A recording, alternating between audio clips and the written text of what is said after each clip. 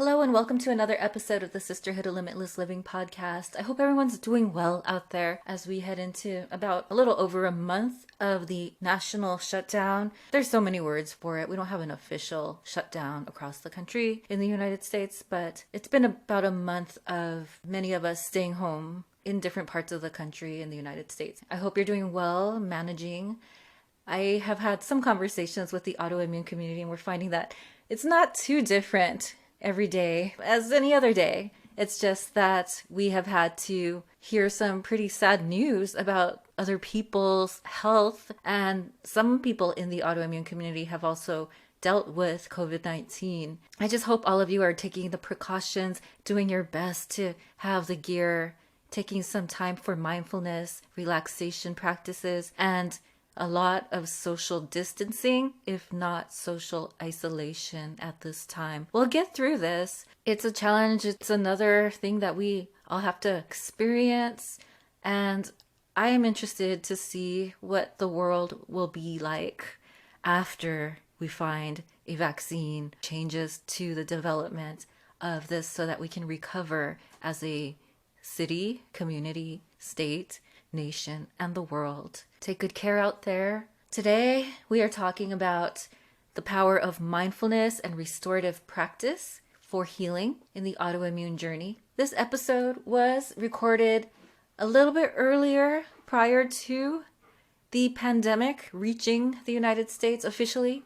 If you hear some heavy breathing, it's my dog. He is really excited about chasing lizards in the backyard, and he can't wait to get back out there. It is spring.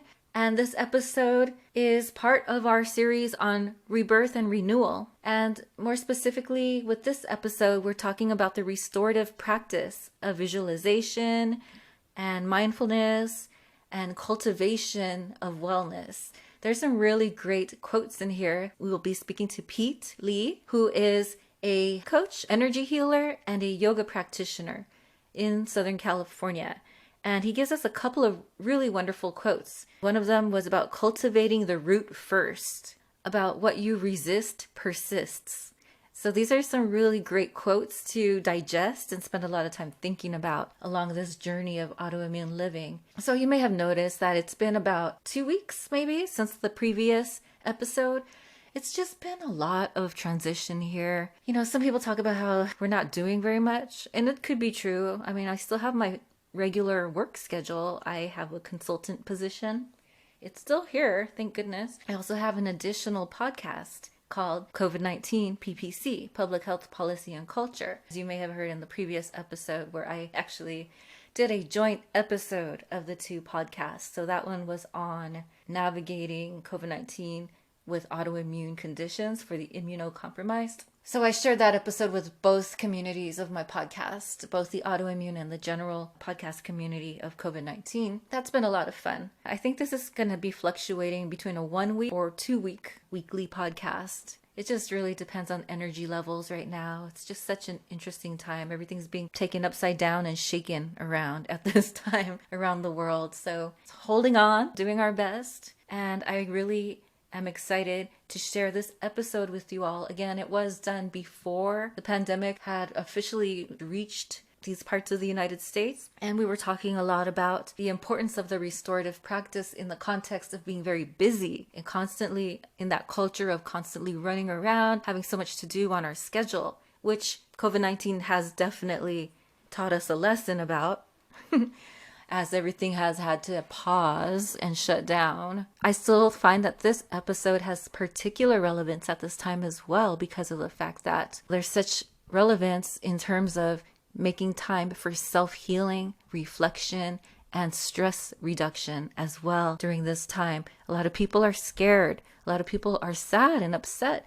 A lot of people are going through a lot of mourning and grief and stress and fear about what's happening with their jobs, the future, not being able to connect with their loved ones, and not being able to be physically in community with people. It does definitely weigh down on all of us to some level. So I still believe that this restorative practice that Pete will be talking about is still more crucial than ever. I hope you enjoy this episode and take good care out there. I wanted to mention that if you are interested in sponsorship. If you want to sponsor this podcast to any extent, if you would like us to provide an ad in our podcast to showcase a product or service suitable for the autoimmune community, get in contact with me. We are now accepting sponsorships as we reach the 1 year mark of this podcast. So I'm very excited that we've continued to grow and reach people around the world. Welcome to another episode of the Sisterhood of Limitless Living podcast. I'm Dr. April Moreno, and we're going to be talking today about the power of imagery and restorative practice. And today we have a special guest, Pete Lee. He is a holistic life coach working with yoga and healing practices. So welcome, Pete. Hi, April. Hi, everyone. I'm glad to be here. Hi, how are you? How are you doing? I'm good. I'm super excited to be here and to be a part of your podcast and to be a part of this community. So awesome. Yay, thank you. Really excited to hear more about the work you've been doing. I know you've been working with yoga and various life coaching practices and healing for so many years. So I'm really excited to hear more about what you've been doing most recently and the new developments with that and how it helps the autoimmune community. So welcome. So please tell us a little bit more about the work you've been doing. So I call my work restorative life coaching. I feel like the restorative yoga practices, I feel like it's one of the most important. There's so many styles of yoga. Mm-hmm. I feel like the principles of restorative yoga is probably one of the most important practice that we could weave into our daily life for self-care, especially for the autoimmune community, and or even those who experience on a daily basis anxiety or have experienced trauma or healing from trauma. I've been a life coach for many years, since 2005. And I've been teaching yoga since 2010. I started yoga practicing and teaching Kundalini yoga, which is, I really love the practice. It's very different too from other styles of yoga. Lots of breath work. I like to think of Kundalini yoga as like acupressure or acupuncture in motion and without needles. Oh, wow. which is a great thing, right? Yeah, I hate needles. And if you like, I always think, like, you think of the phrase something or someone is on my nerves. Like when we say that, I feel the sense of like it's a something or it's a someone that's sitting on our nerves. And in Kundalini yoga, you talk about that we have 72,000 nerves that run through the whole body. Wow. So if we have something on our nerves, it's like a piece of energy or it's a piece of information. And that piece of information sitting on our nerves blocks energy flow. Right? So if you think about going to an acupuncturist, the acupuncturist will put a needle, like an acupuncture needle, in a certain meridian channel, nerve point in a certain part of the body. And what it does is when the needle goes into that point, it unblocks whatever that's held at that area. And then usually the pain goes away or something happens. Then the acupuncturist would say, this helps to unblock energy so energy can flow, chi can flow. Mm-hmm. Yeah? Mm-hmm. So in Kundalini practice, instead of using needles, we use movement, we use breath, we use sound. We use all these components to unblock energy so that energy can flow freely and easily through these 72,000 nerve channels. Yeah? Mm-hmm. So when energy can flow freely, the idea is that healing happens as a result. There's no blockage. It's great. And so when I started restorative practice, when I started doing restorative yoga classes, I felt like for me, that was the missing link in all of yoga practice. Like, and I think it's a lot of people can easily dismiss it because they said it's the most inactive form of yoga. They're like, well, why do I go to a restorative class? I can just stay home and sleep. I hear that a lot. Or people will call it the desert yoga, or like, I can just lay down and do nothing. But the thing is, the gift in a restorative class, there's so much that happens in a restorative class that the magic of it is really and it all comes back to the nerves. That's the thing. Like even in Kundalini, the 72,000 nerves. So in the restorative practice, the idea is that there's two parts of our nervous system. One part is the sympathetic nervous system, and the other part is the parasympathetic.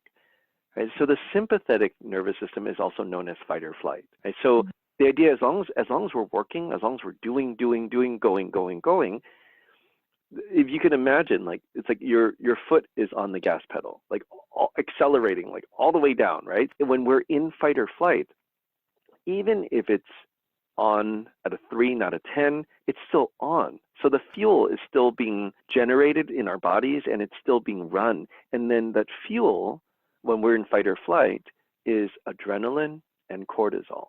Mm-hmm. Cortisol is the stress hormone, right? Mm-hmm. So the body thinks it's in this continual loop of stress. So it keeps producing these hormones to create balance. In a restorative class, the idea is to let go of effort. It's in a way, it's a training of our nerves to not work. But that's why it's like people think, oh, I'm just not doing anything for an hour. But it's not that. And it's not only that. It's training our bodies and our nerves to let go of effort. And it's a cumulative, ongoing practice because maybe our bodies, our nervous system aren't used to letting go of effort. We're always on the go. We're always doing something. And as long as we're active, when adrenaline and cortisol is being produced during fight or flight, what happens is our immune system functions are turned way down low, if not off. Our digestive functions, to the ability to digest food, is also turned way down low or off, right? Because the body thinks there's no different, like if there's a bear outside or there's some potential threat, so the body thinks like, well, I gotta keep producing because we might have to move and go at any given moment until we can turn off. In a restorative yoga class, it's great because you have these bolsters, the pillows, you Mm-hmm. have the blankets, you have all these blocks and props. So basically so that we could, in a sense, plop. The more we can practice in a supported way of not doing anything, the more we can let go and not do anything. So there's a book called The Relaxation Response. It talks about this whole thing about it takes 20 minutes of not exerting any effort at all.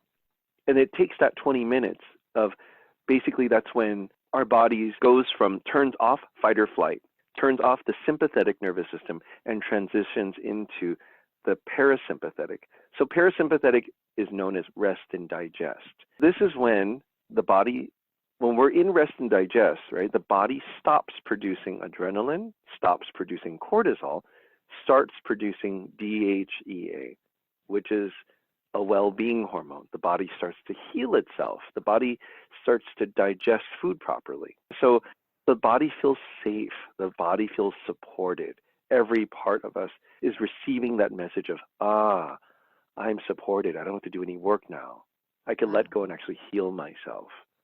So the more we practice being in rest and digest, the body receives more and more that message of, I'm supported.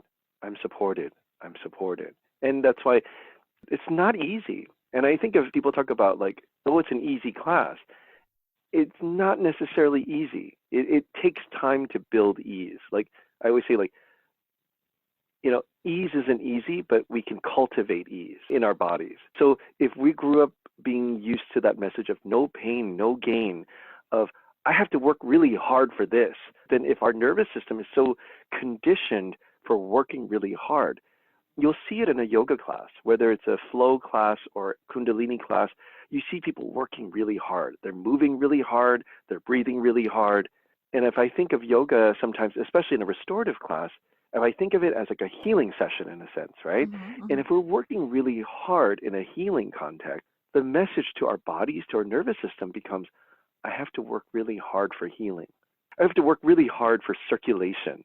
In a sense, restorative classes, restorative yoga training, any kind of practice is a cumulative one. That over time, we retrain our nerves to move away from, I have to work really hard to, circulation is easy. Healing is easy. I don't have to work hard anymore to let my body heal itself. But that doesn't happen overnight because if we grew up 30 years of working really hard, but every time we come into a restorative practice, giving the time and space to, I could just let go and plop when my body gets to receive the message of we don't have to do any work. We're supported. And over time, we get used to like, I don't have to work. That message of I have to work hard can be over ridden, right? Like that. Mhm. So then it becomes healing is easy. So it's overriding that old message. So acupuncture is working with the nervous system. If you actually mentioned energy healing. You mentioned that Hmm. in acupuncture they need to work with you to get the chi, the energy to flow through the nervous system. How does restorative yoga practice differ? How does it additionally benefit people physiologically? It creates an environment where you're open to healing. Because if we're in fight or flight, the body is not in a state of self-healing, right? The body is in a state of, I have to protect myself. Again, so our immune system functions are turned way, way down low, and our digestive function. So we're not in an environment within our bodies to heal itself. So coming into rest, again, it takes, in the relaxation response, he talks about, it takes 20 minutes to transition from active to that whole 20 minutes to let go and to doing nothing before it even clicks into rest and digest. For some people, it's really hard to just sit still for 20 minutes. Exactly. So that's why, having really soothing music and that's like going into a class, like a restorative yoga class. You have a teacher who's guiding you so that you could feel supported so that you don't have to do this on your own. Especially like, I'm going to relax for 20 minutes on my own. It could be quite agitating, especially like the whole idea of doing nothing is so against all of us in the society, right? Because we're like, I have no time. I got to do this. I got to do this. I got to do that. But actually practicing, taking time for restorative practice, it's like really deep self-care. We get more benefit of our own healing so that there's more of us available to do other things in our active life. I feel like it's one of the most nourishing things we can do is do nothing. I Yeah. guess I wanted to speak a little bit more about how you mentioned the autoimmune experience. Fight or flight mode, it's not a surprise that when a lot of people are going through an autoimmune relapse, it's because they were in a stressful circumstance for maybe a number of Yes. years. Even sometimes they're under a stressful circumstance that they're not even aware of. Then these autoimmune responses are taking place in the body as a result, in many cases, of the stress Yeah. that has triggered it. And so I guess I wanted to ask you a little bit more about Mhm. how restorative practice can help people with autoimmune conditions. I personally haven't experienced any autoimmune in myself. However, I have worked with people with autoimmune issues. I have experienced personally like anxiety, depression, trauma, like and healing from that. And how this helps is when the body feels safe, when the body feels supported, we open to releasing. And if you think about it too, like when I teach a yoga class, I always start with everyone laying down, feet on the ground. And the reason is also to ground, to get grounded. When I talk about the 72,000 nerves that run through the body, our nerve endings are at the bottoms of our feet and they're at the palms of our hands. So when I begin class, I always have everyone come lay down and we're going to start to ground. And then I said, feel free to place your palms either on your yoga mat or the floor or rest your palms on your belly. Ideally, it's the floor because you're touching the ground, and then the bottoms of the feet are also touching the ground. So it begins to receive that message of there is a solid foundation underneath me. So when they're breathing comfortably while the body is receiving that message of support, it grows, that receiving, I am supported, I am supported. So when the body receives that message and the nerves receive the message of I am supported, it's okay to open and let go.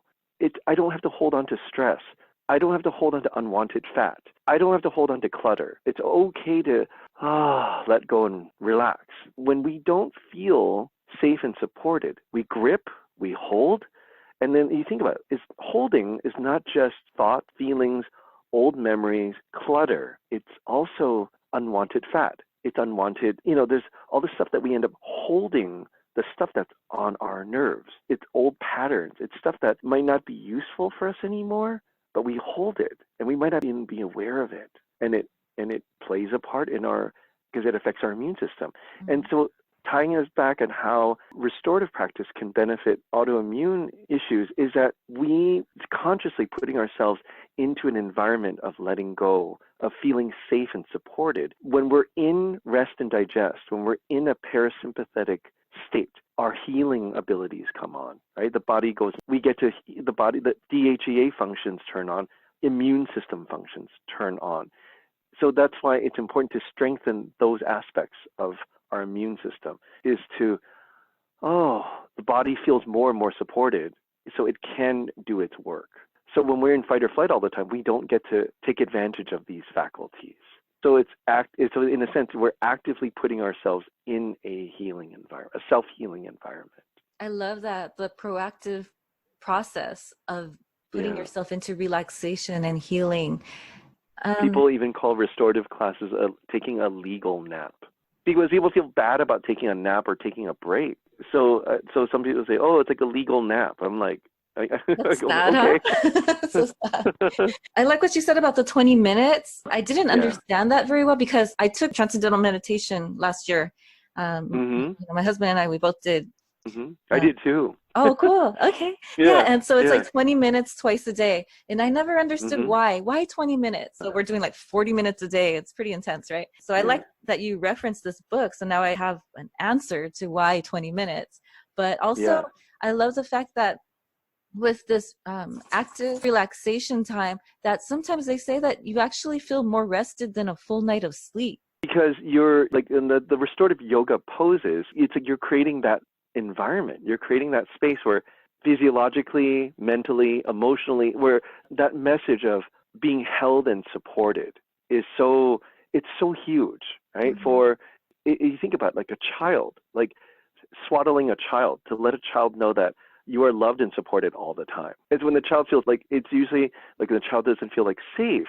It's like, oh my God, where's my mom? Where's my dad? And so it's when we give ourselves that message, it's healing those parts of us that I don't feel supported.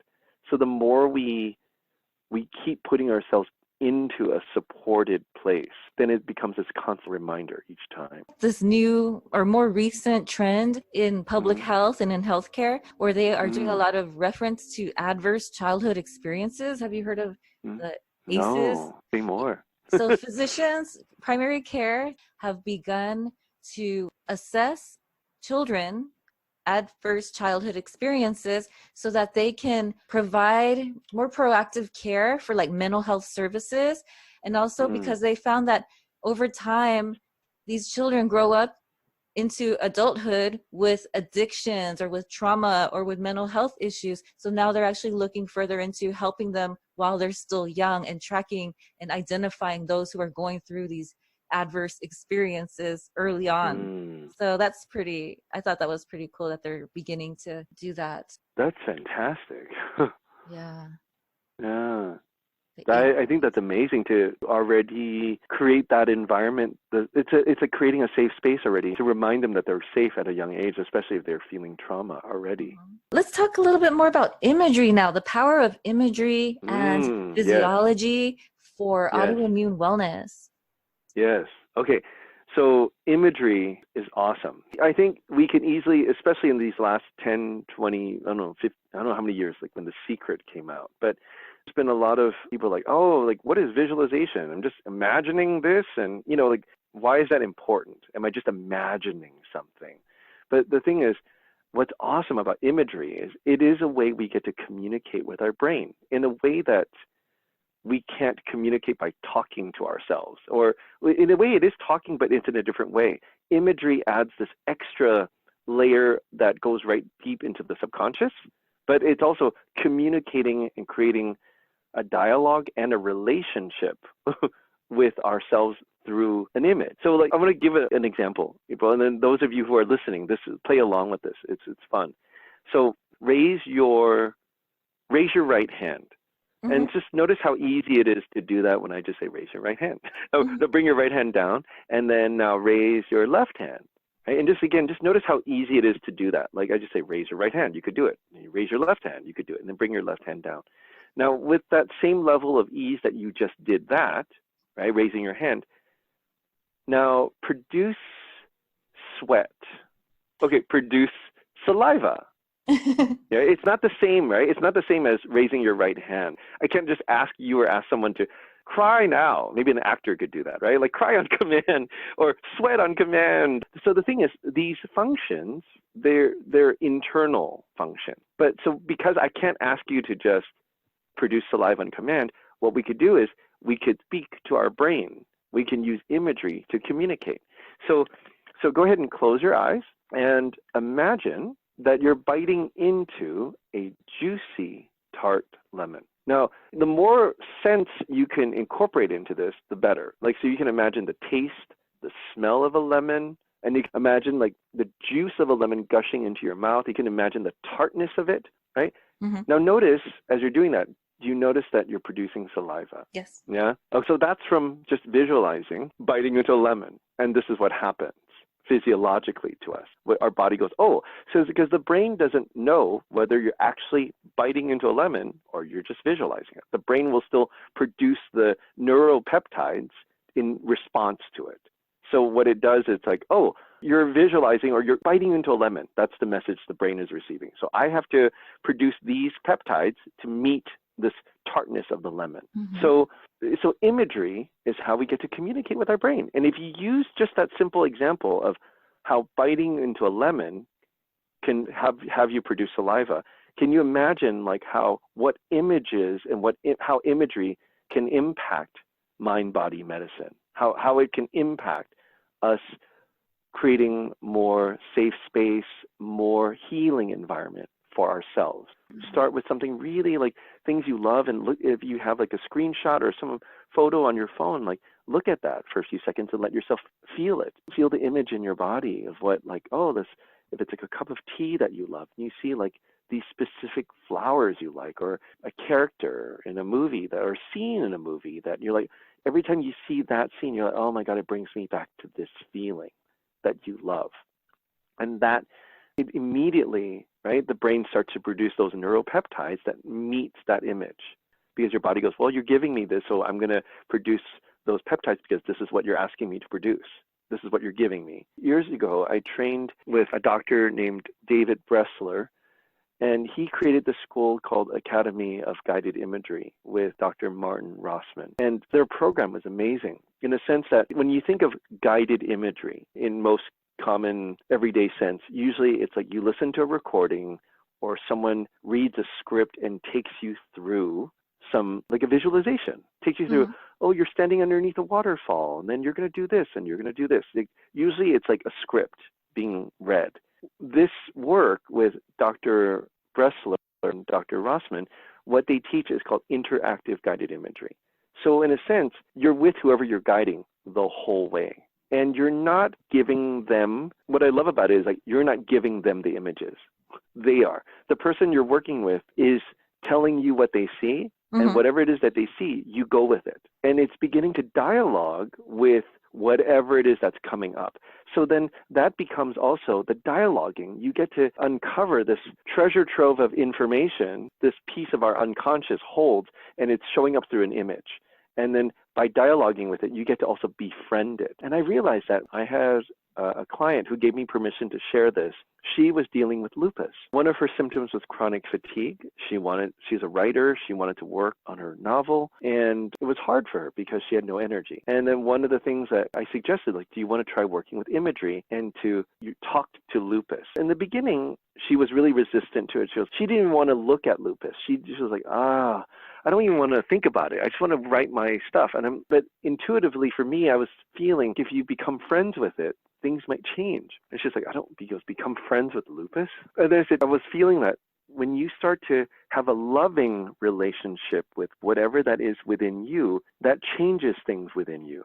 So do you want to give it a try? I feel like it might have a lot to share. At least you learn something from whatever it wants to share. How this works, we create a safe space. You go into that eyes closed visualization, but it is like, imagine a peaceful, safe place. And then the person you're working with, tell me what you see. And they're like, I'm at a beach in Hawaii, for example. I'm like, great, tell me about the beach. What's it like? It's like blue waters, I'm in the sand. And what time is it? Oh, it's like 3 p.m. And so the greatest thing about this is like all the images come from the person. I'm not reading off a script, you know? I'm just facilitating the space. And then so like, do you want to meet lupus today or whatever the condition is? And you're like, okay. And then so let's allow an image to show up or allow an image to form of lupus. And then so basically however the image shows up, that's it for the day or this moment, the session. And at first, when it showed up for this client, it showed up as this big black cloud. And then it was very kind of had a very daunting, heavy feeling. I was like, how are you feeling with its presence? She was like, oh, I don't want to look at it. I don't want to think about it. And then I said, well, you let it know that you don't want to look at it. You don't want to think about it. I don't want to look at you. I don't want to see you, and see if it has a response for you. And then she chuckled and she said, it says that, wow, I've been waiting to get your attention for like 10 years now. And then I was like, and I go, how does that feel? And she's like, oh God, there's that phrase, whatever you resist persists. Mm-hmm. Yeah. So then I was like, well, do you want to just continue to talk to it? I go, hey, ask if it has a name that you could call it by. Because what I feel like, if the more you begin to build a friendship with it, even though in the beginning it might not feel like a friendship, but building a relationship with it can start to change things. And she was open to that. Mm-hmm. So she was like, okay, it says his name is Joe. I'm like, okay. So ask if Joe has anything to share with you. Why is Joe in your life? And then so over time, she, even like when we're not in session, I asked, would you spend some time with Joe and continue to build this relationship and give space to Joe to talk, and you let Joe know how you feel, and having this ongoing dialogue. And over time, it was like probably like an over like 6-8 months time that she continued during our time together, building that friendship. And then again, in the beginning, it was very antagonistic. It was very much like, oh, like I had that feeling. After a few months, maybe 4 or 5 months, that became her daily practice of hanging out with Joe. And I love that, because in the beginning, it didn't feel like she was hanging out with Joe. It was like, oh God, I gotta talk to Joe. And later on, Joe became kind of an ally. And later on, she noticed that from this big black cloud that was looming over her, that felt like such a big weight, over time transformed into a rock that she could lean against. And then I remember near the end of my time working with her, Joe transformed into a beautiful tree that she could lean against and offered her shade. So, and then what I noticed too at that time was she was able to write. And I said, by 8 months or so, and I said, I notice you're able to write. Your energy sounds different. You have more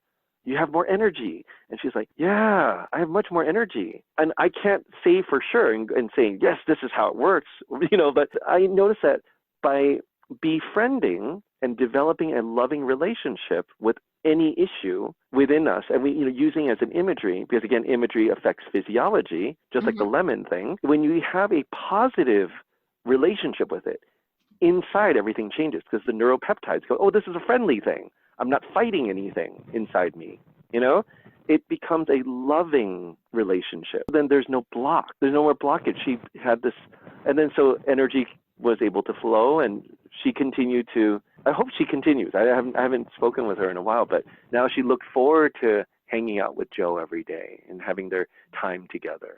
I really feel that when we use and close your eyes and hang out with, get to meet an image that represents any condition and begin to talk to it and see why it's been there in your life, and then begin to build and again, in the beginning, it might not be a friendly relationship. It might be an antagonistic one. It might be like, you haven't paid any attention to me.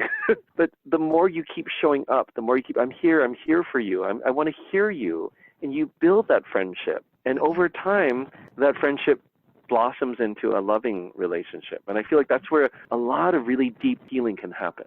I love that you mentioned this example, because I actually reference this a few times in my podcast in various episodes. Oh. I talk about this experience of visualizing the condition as you explained it to me a while ago as well.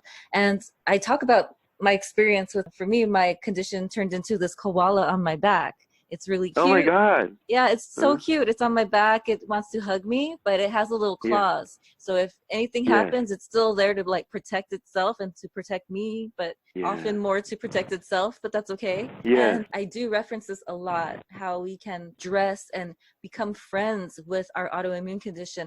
And then in the last episode, I talked about how we need to become friends with it, because when we talk about self-love and then we talk about autoimmune disease, like auto means self, right? So basically, if we're not in this place of addressing it and being at peace with it, we're basically the whole warrior language and things. It's like we're attacking ourselves because we're attacking ourselves. It's like we're fighting fire with fire, responding with aggression on something that's currently working against us anyway. I just Yes. mentioned that a lot, this experience of visualization with autoimmune condition and how helpful it has been. So I really love that you Yeah. shared that example.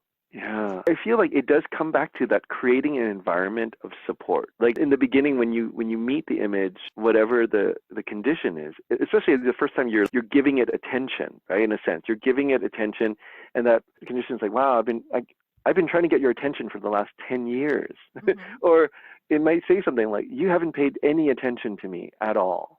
This is like the first beginnings of, I'm here and I want to give you attention and I want to develop a friendship, you Mm-hmm. know?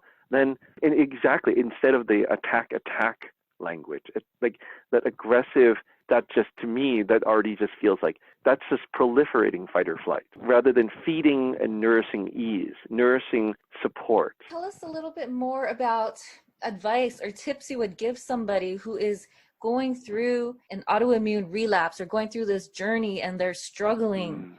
If it's possible, if it's okay to lay down on the ground, you lay down on a blanket or a yoga mat, bottoms of the feet touching the ground, palms resting on the floor or yoga mat.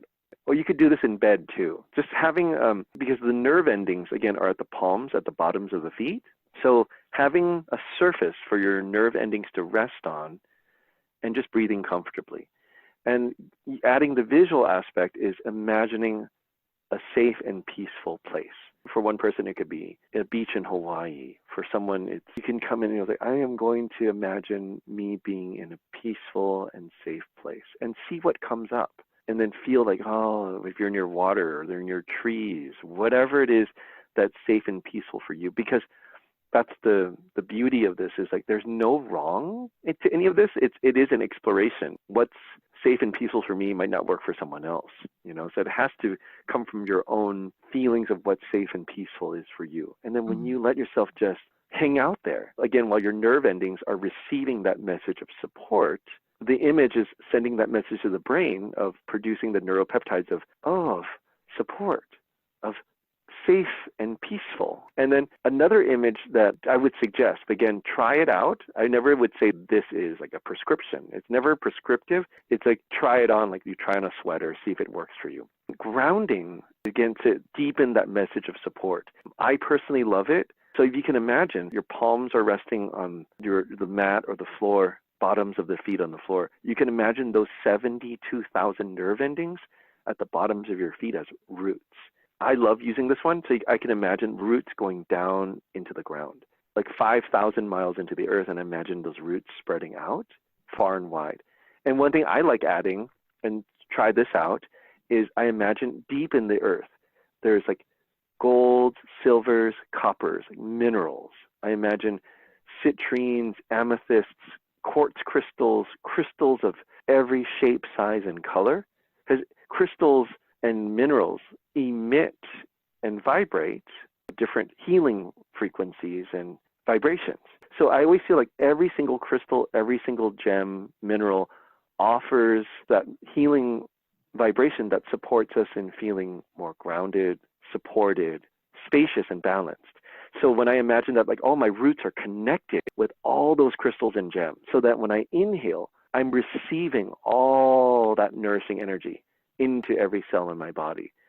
And then I always imagine too, another thing I imagine is when I inhale, my breath is also picking up like a sponge anything in my body that's not useful. So that when I exhale, I imagine everything I don't need goes back into the earth to be composted.